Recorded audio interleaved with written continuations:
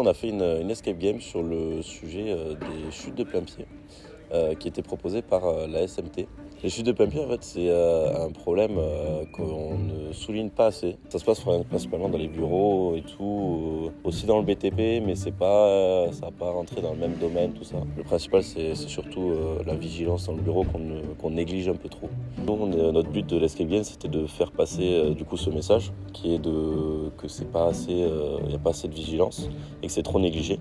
On est parti sur l'usine d'avions en papier. De base, on voulait partir sur un sujet beaucoup plus sérieux, donc c'était un open space, etc.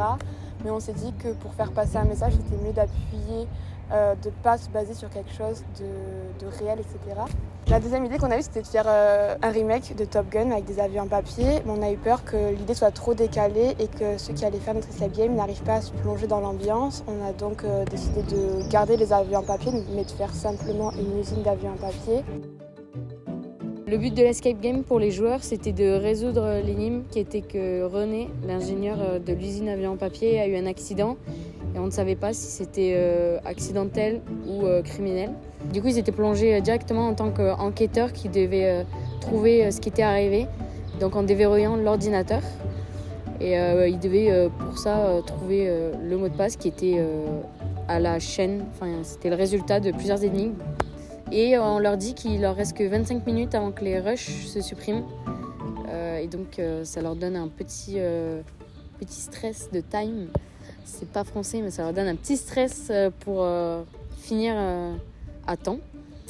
Avec Ilona, on a donc géré la partie affiche graphisme, parce qu'avec Madame Bazet, on a vu que les affiches de prévention elles devaient faire tâche. Donc vu que nous on est ceux qui gérons un peu cette partie-là, qui aimons faire ça, on s'en est chargé. Et en plus on a fait donc une petite énigme avec ces affiches pour qu'elles servent vraiment et que les joueurs se rendent compte des dangers liés aux accidents et aux chutes de plein pied.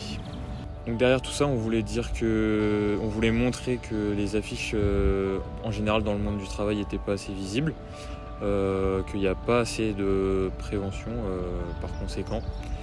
Et donc on espère que les joueurs ont pu prendre conscience. Et donc normalement, avec les retours qu'on a eus, ça a plutôt bien fonctionné, donc on est fiers de ça. Moi, je me suis occupé du coup de la première énigme, enfin celle qui va suivre, qui donne la clé pour la première énigme. Notre première énigme a été de trouver plusieurs calques qui, en se superposant, en fait, vont indiquer un endroit sur cet avion géant en carton, où est-ce que se situe une carte pour accéder à d'autres énigmes et tout ça.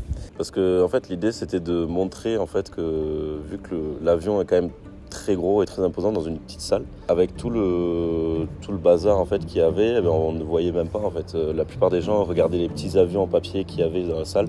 Les actions de papier, c'est assez évident. Tout le monde se dit bon, on va pas tomber de la chaise, on va pas glisser, quoi que ce soit. C'est des choses qu'on n'y pense pas forcément.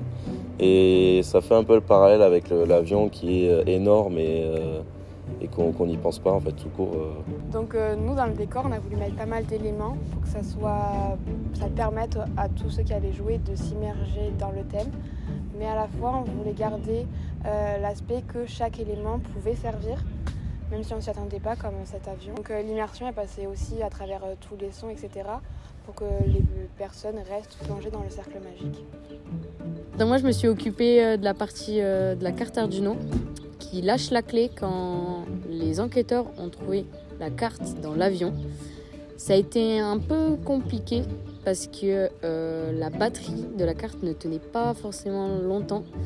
Du coup, la clé chutait pendant l'escape game. C'était un peu dommage, mais quand ça marchait, c'était vraiment stylé.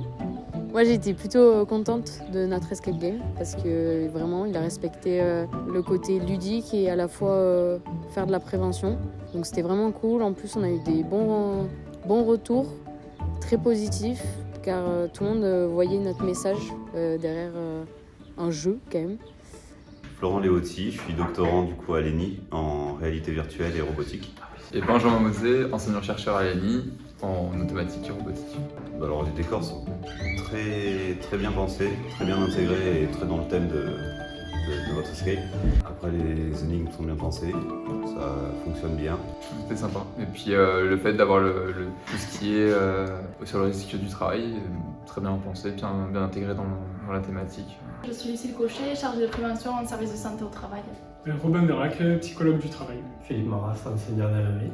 Ouais, c'était super. Le début un peu compliqué peut-être, notamment au niveau des endroits où sont cachés les documents. C'est pas évident. Alors moi, ce que j'ai beaucoup apprécié, c'est qu'en fait, on voit le risque. On en voit plein en fait, et jusqu'au bout on se demande quel est le problème quand même. C'est-à-dire la conclusion est géniale parce que on se dit ouais mais c'est dangereux parce qu'industrie chimique, c'est dangereux parce qu'industrie aéronautique qui va découper des pièces métalliques, etc. Et en fait non, c'est dangereux parce qu'on fait le ménage, que le sol est glissant, que les préventions en fait sont pas mises en place et qu'en fait on se casse la figure un peu bêtement.